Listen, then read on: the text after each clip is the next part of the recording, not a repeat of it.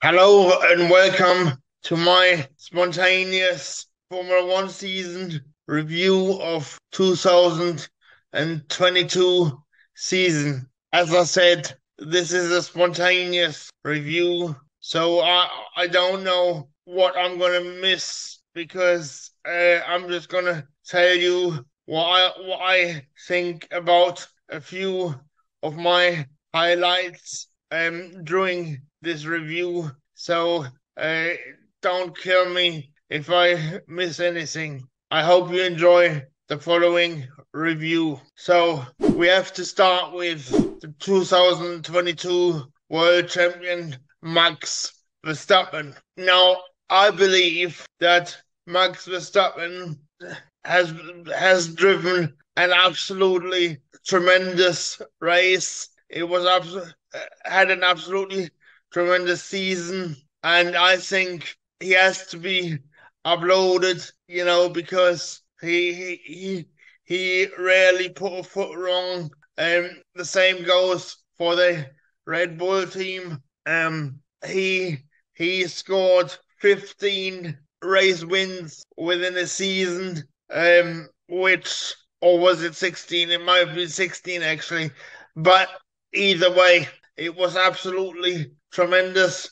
Nobody's ever done that before. And for me, I think he was the deserved world champion. I think he's proven himself as a world champion. I believe that he needed to win this world title because last year was a bit he won under a bit of a cloud. I mean, not taking anything away from Max Verstappen, but last year was a bit controversial. But as I said, this year he's cemented himself as certainly one of the greats. And I think the whole Red Bull team has done a tremendous job. They have just raised the bar up very high.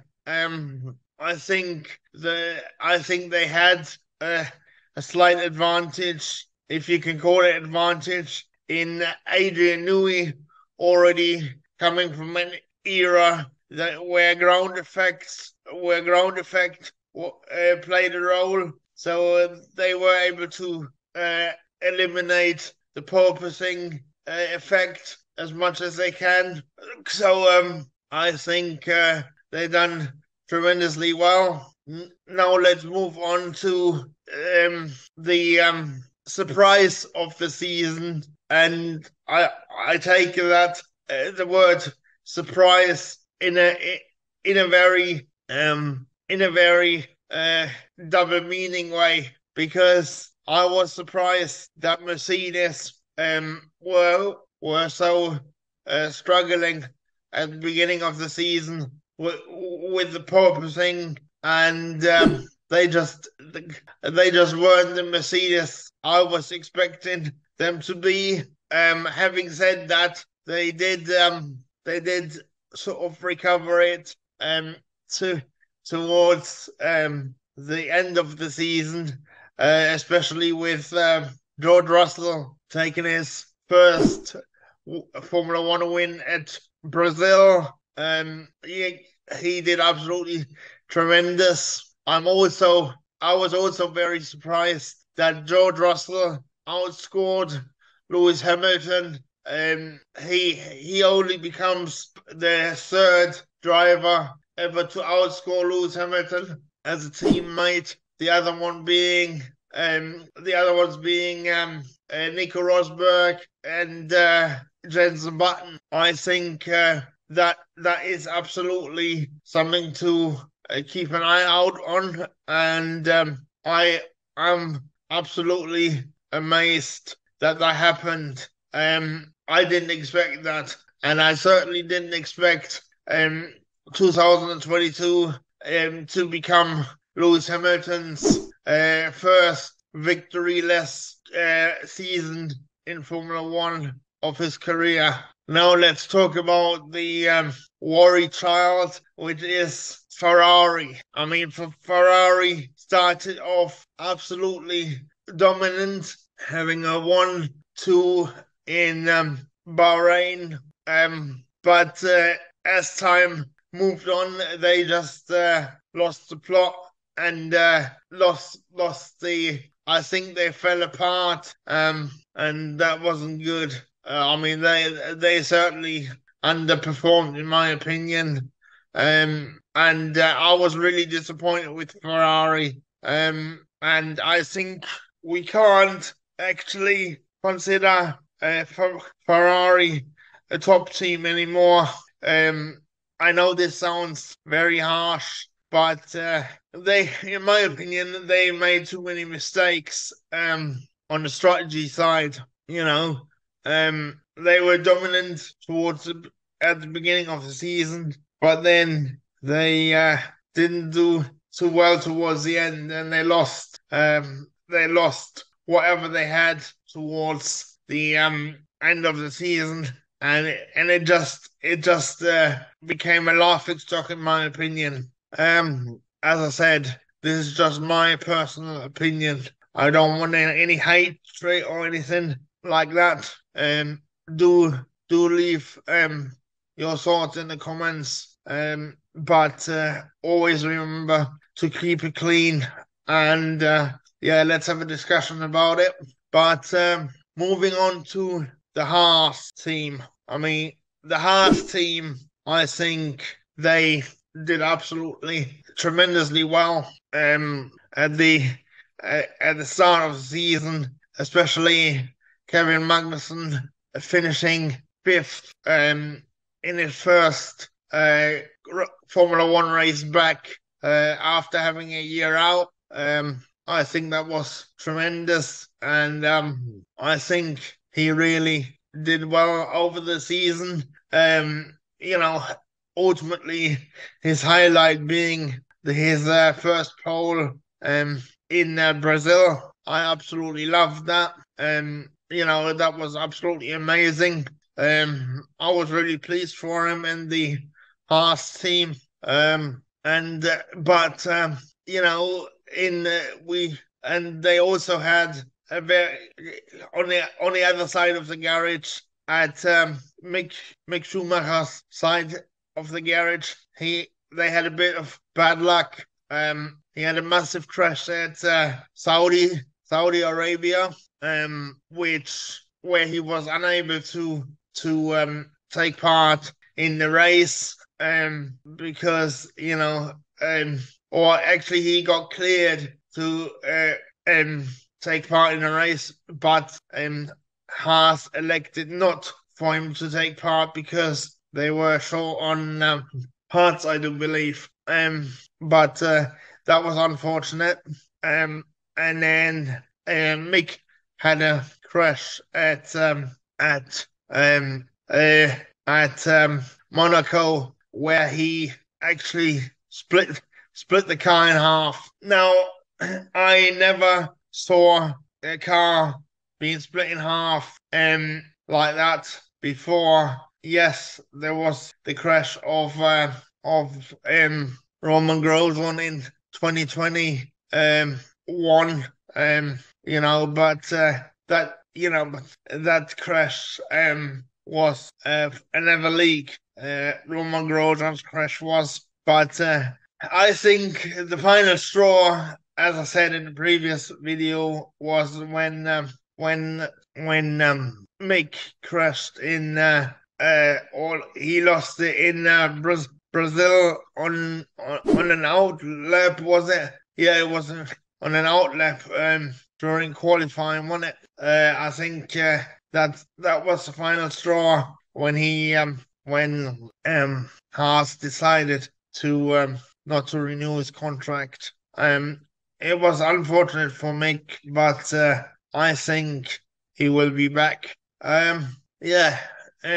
I think Spa-Francorchamps was another epic race. I really enjoyed that one. Yeah, but I also let's just talk about Aston Martin. I mean, my personal highlight was when I was invited to join Aston Martin at Silverstone for an event. I got to speak to Rachel Brooks. And yeah, that was just epic. And I saw the qualifying. And yes, I have to say that Rachel was right because she predicted Carlos Sainz to win his first Grand Prix before George Russell would.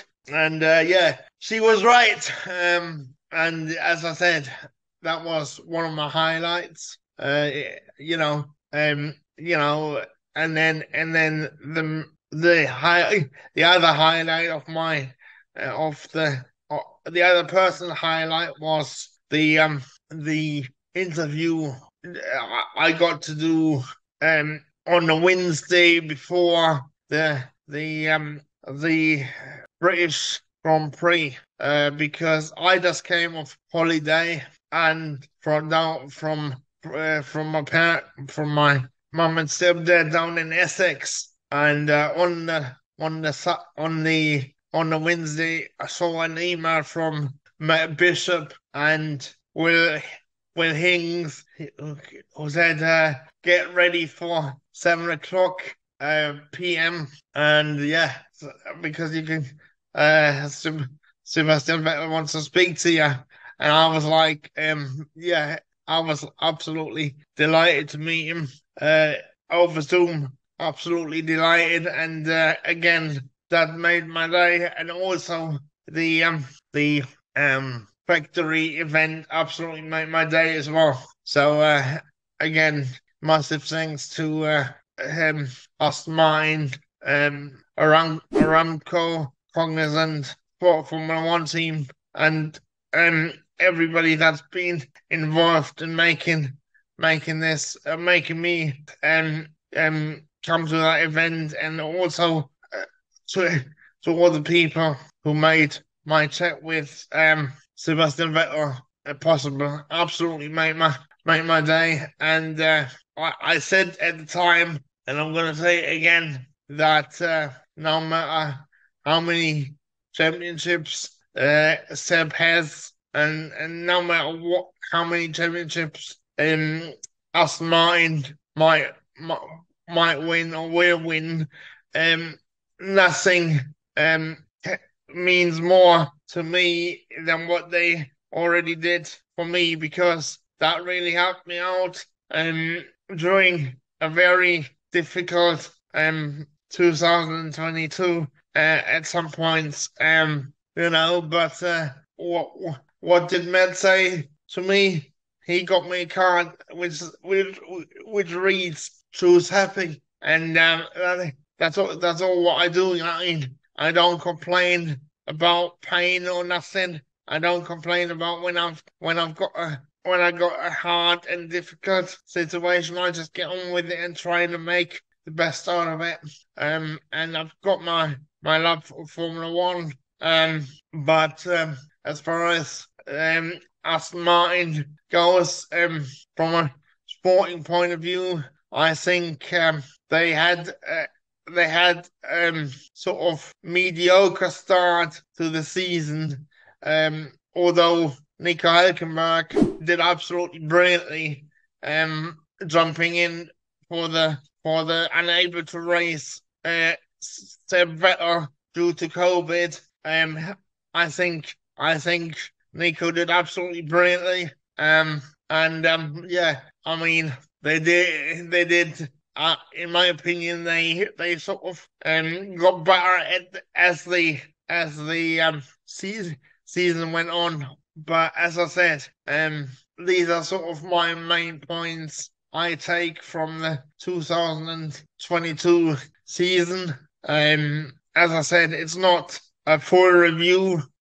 Those are just my thoughts. But I'm looking forward to the 2023 season. All right.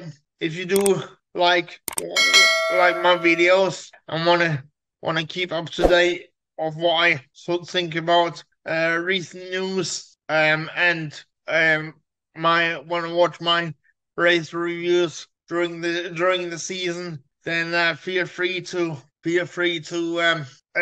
subscribe to my channel. If you want to support me in a more personal way, then feel free to check out the links in the video description. There are plenty of ways in which you can support me in a more personal way. And yeah, I hope you have a good Christmas, guys. And I'll see you very soon for another video. All right, speak to you later, guys. Bye. I don't ever slow up, no I don't take shit. I got no love for the fakeness. If you wanna play tough and wanna hate this, I'll always show up. I don't ever slow up, no I don't take shit. I got no love for the fakeness. If you wanna play tough